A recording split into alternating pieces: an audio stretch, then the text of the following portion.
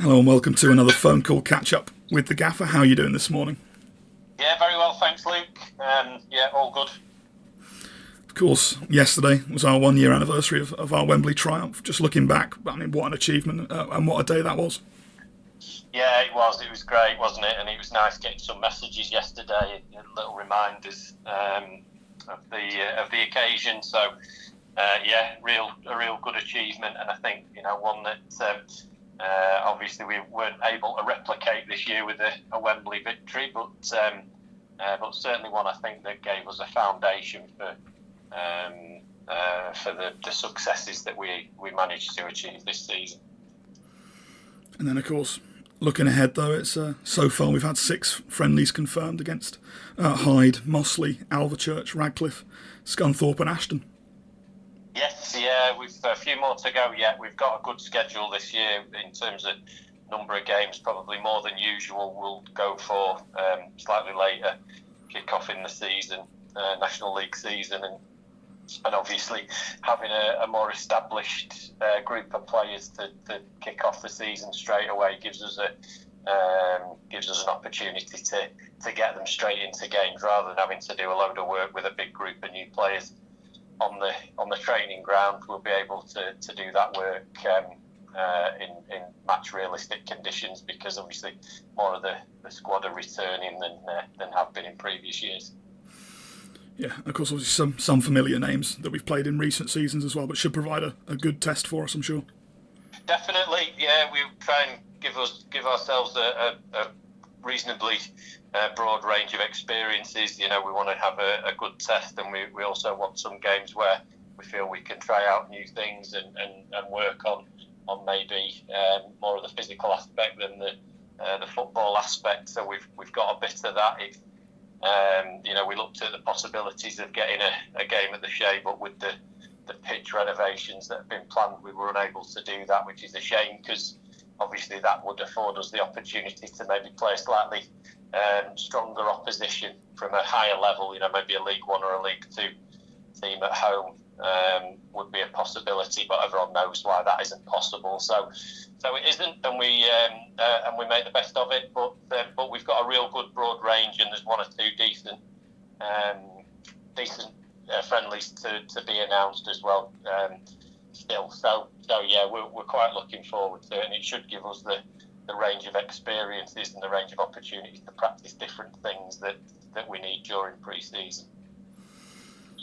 And of course, looking at the contracts of players, I think we're still waiting on 6. Can you give us any update on those? Not sort of crystal clear. No, one or two are further progressed one way or another, but not finalised. So there's a player who unfortunately won't be returning, and there's one who is agreed and we're just drawing up the paperwork to get it signed. And then there are others in varying degrees of entering or re-engaging and exiting the club. But until things are confirmed on that side and official in paperwork terms, we're not in a position to announce those. But I would hope there's one or two things we're able to announce within the next week that will just give an indication of some progress. Of course, obviously, plenty of transfers going on at the minute. Are there any potential movements on players that are contracted? Any clubs coming in for any of our players? No, not as yet. No.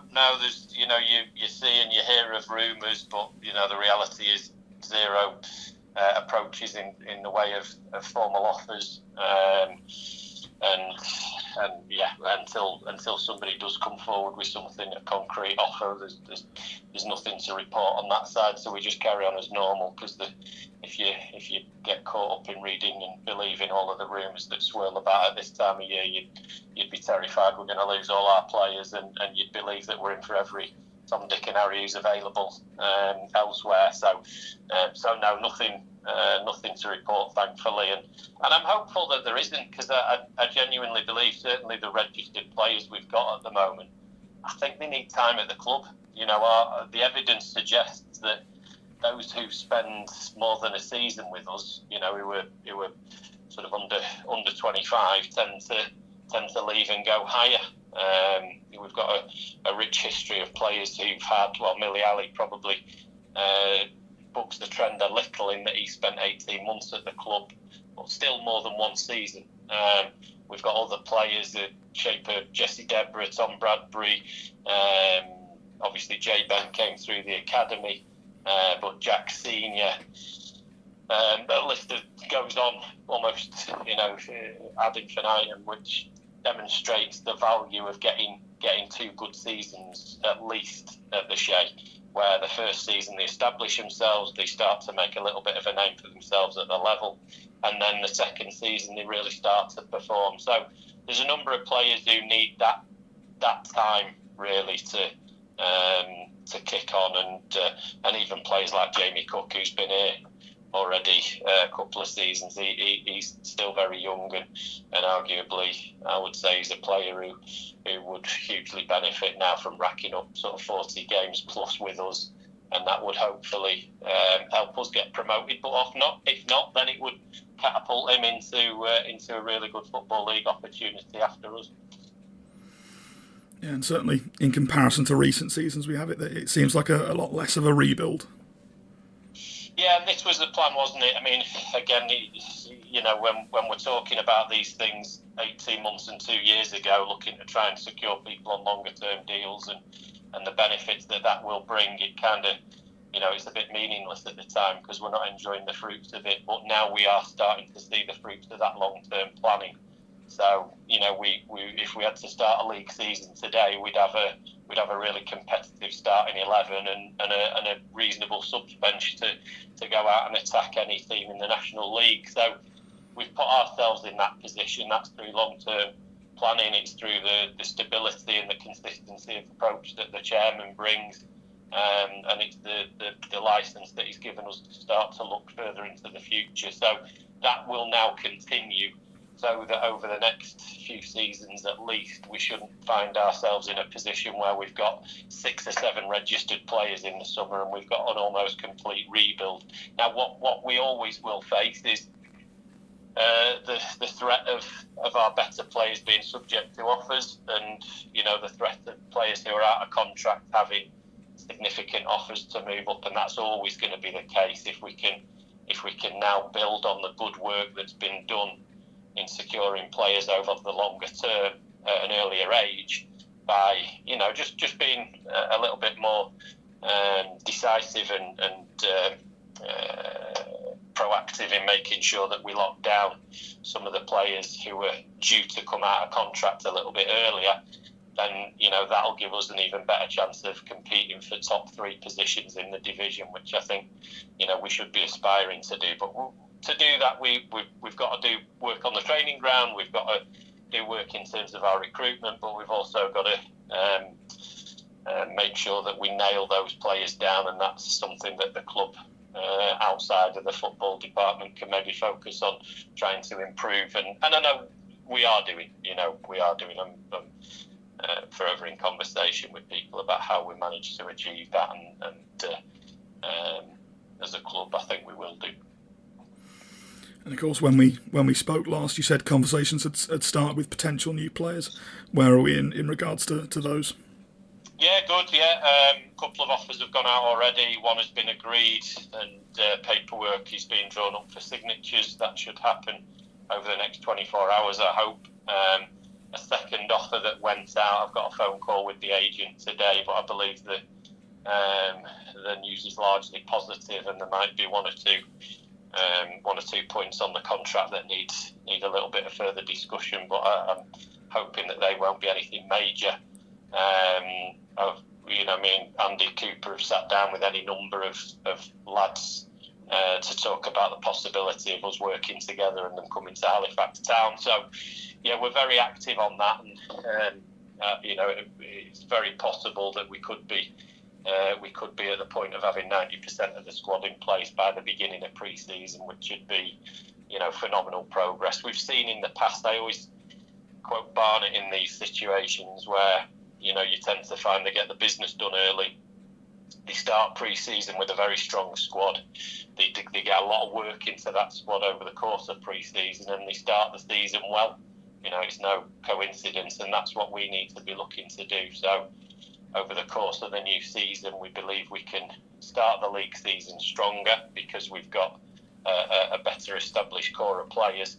And if we start pre-season with an eye on full squad, then that gives us the time to get everybody up to speed and ready for day one, and hopefully give us a more productive August and September than we've had in previous seasons. Yeah, and of course, obviously we mentioned rumours a little bit earlier, but one player that was linked with us was Caden Kelly from Sunderland. But you've already come out and said no about him. Yeah, absolutely. I mean, I don't know where that rumour's come from, but certainly no discussions have taken place with me. Now, we do, Gaz McClellan speaks to a vast amount of agents and other clubs about the potential of players, and that doesn't mean that Caden hasn't been put on our radar, but certainly we're not at a stage where that those discussions have escalated to sort of the latter stages of recruitment, which are when myself, Gaz and Andy Cooper, alongside Dylan Mystery, the analyst, really start to dig down deep into the pros and cons of certain players. So we're on with an awful lot of players, but no, he's not one of them at the moment. You've also mentioned, obviously, the loan market isn't something that we'll be looking at, certainly in the short term.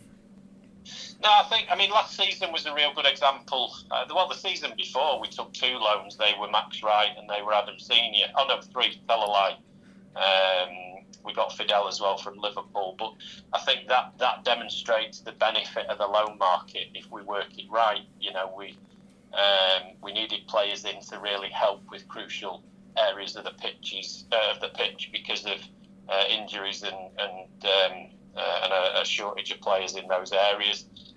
We identified the ones we wanted, we brought them in, and subsequently 2 of the 3 ended up coming to play for us and have been fantastic signings. So that's the type of system we want to operate around the loan market. Now, you know, the evidence suggests that if we can sign our own lads and give them the opportunity and really focus on helping them develop and become the players that Halifax Town need, then that's a more productive way to go. Not to say we would rule out using the loan market, because clearly that'd be crazy.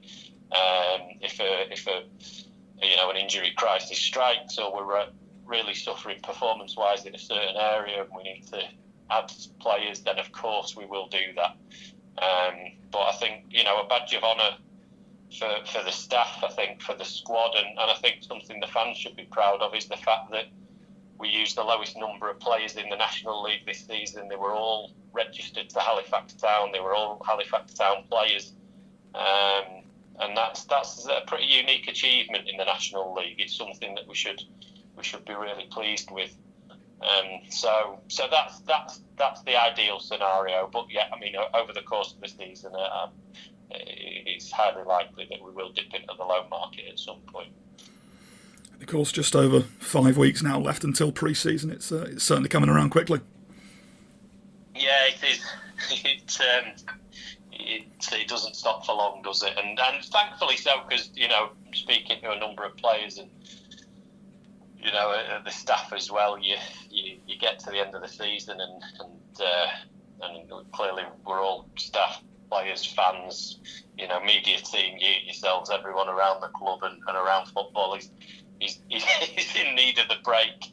But once you get that little bit of a breather from it, it's not long before you're desperate to get back. And I can already sense among some of the players when I'm speaking to them and the staff that they're getting to that point where it's getting, you know, there's been enough distance between our league season and where we're at now. So people are starting to think about the new season and get excited about getting to work again. So yeah, a little bit more time just to recharge the batteries, but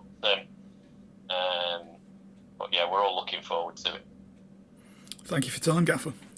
No, it's a pleasure, Luke. Thank you. I hope you're getting a little bit of a breather and getting recharged, ready to smash it again next season.